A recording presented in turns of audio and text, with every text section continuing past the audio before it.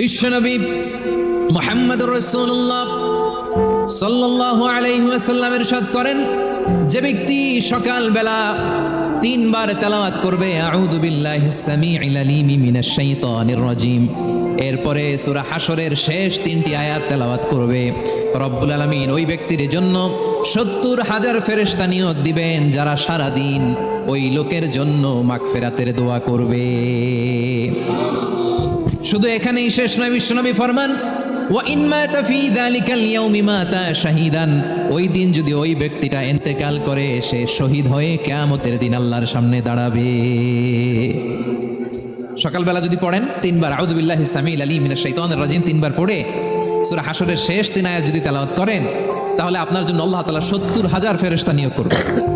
সারা দিন তারা আপনার জন্য মাগফিরাতের দোয়া করবে। ওই দিন ইন্তেকাল করলে আল্লাহ তাআলা শহীদ হিসেবে আপনাকে কিয়ামতের দিন